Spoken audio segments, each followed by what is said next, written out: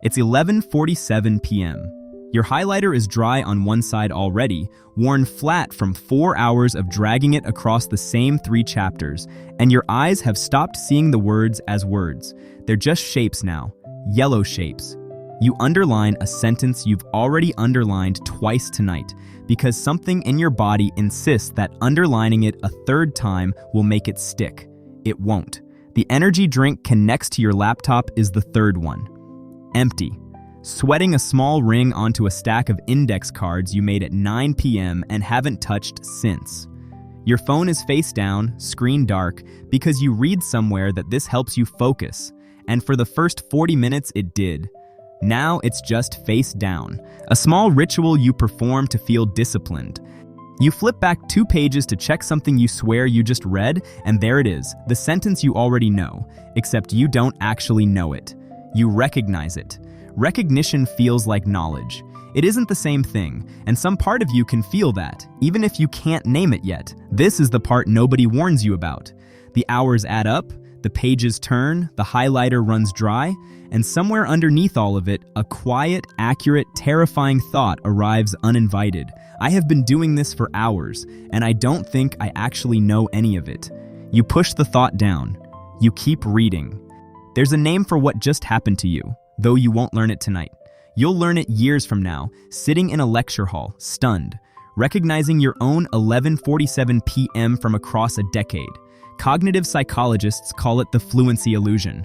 The more familiar something looks, the more your brain assumes you've mastered it. Rereading makes things familiar.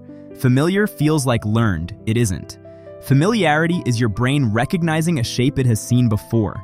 Learning is being able to produce that shape from nothing, with the page closed, with no shape in front of you at all.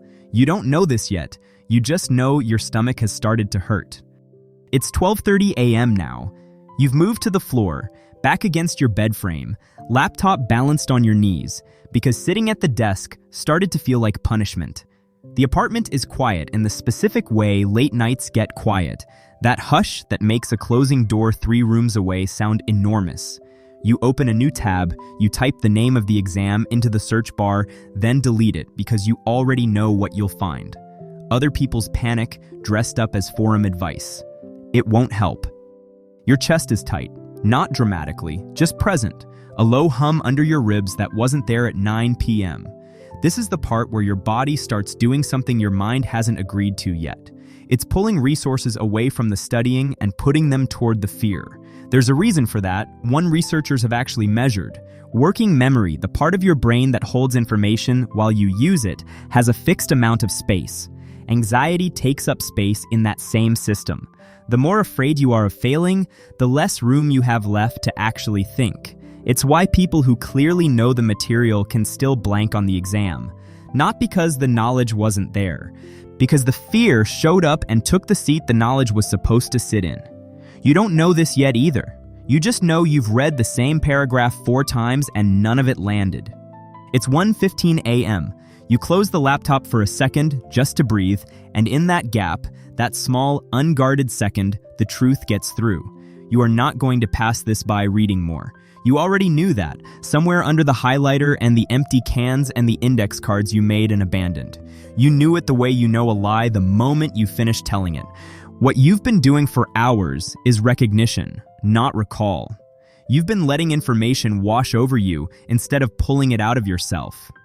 There's a difference between seeing an answer and having to produce one with nothing in front of you, and that difference is the entire gap between knowing something and feeling like you know something. The second one is comfortable. The second one is also how you end up tomorrow, staring at a blank page in an exam hall, certain you studied this, unable to find a single sentence of it anywhere inside you. And there's another piece sitting underneath all of it, one you don't want to look at directly.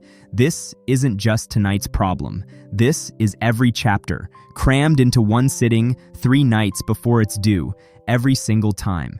You know people who spread the same material across 3 weeks, 20 minutes a day, barely looking stressed, and you've quietly resented them for it without understanding why it worked. It isn't that they're smarter. Spacing information out over days does something rereading it for 4 straight hours can never do. It forces your brain to half forget and then dig the answer back up again and again. And that digging is what actually builds the memory. Cramming feels like more effort in less time. It just isn't the same kind of effort the brain needs. You didn't know that 3 weeks ago when there was still time to space it out. You know it now, on the floor, with 8 hours left and none of that time available anymore. This isn't a failure of effort. You worked. Nobody can take that from you. It's a failure of method, and methods can change even at 1:15 a.m., even with the clock doing what it does best. You close the textbook. For the first time tonight, you don't open it again right away. Instead, you take a blank piece of paper, and you try to write down everything you remember from the first chapter without looking. It's clumsy. Half of it is wrong. There are gaps where you thought there was understanding, and there's just nothing, an empty space where a fact should be. This feels worse than rereading did. It's also, finally, the truth showing itself. Every gap you just found was always there, hiding under the comfort of familiar words on a familiar page. You just couldn't see it until you stopped reading and started trying to remember. It's 2 a.m. You're tired in a different way now. Not the tired of staying up, the tired of finally looking straight at something you'd been avoiding for hours. You go back through the chapter, but you read it differently this time, hunting for the 3 or 4 gaps you found, not skimming the parts you already had. It's slower. It's also the first studying you've done tonight that will still be there tomorrow. You won't fix 4 hours of rereading with 2 hours of recall. That math doesn't exist. Some of tomorrow is already decided. But something quieter is happening too, harder to notice under all that adrenaline. You're starting to feel the difference between studying that looks productive and studying that actually works. That difference will outlast this exam long after it's graded and forgotten.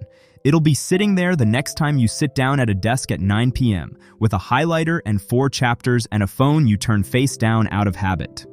Maybe you pass tomorrow. Maybe you don't. Either way, something in how you study just changed. And it changed at 2 a.m. on the floor of your room, not because someone told you to change it, but because you finally got tired enough of pretending the highlighter was working. You pick the pen back up, you start again, from the part you don't actually know.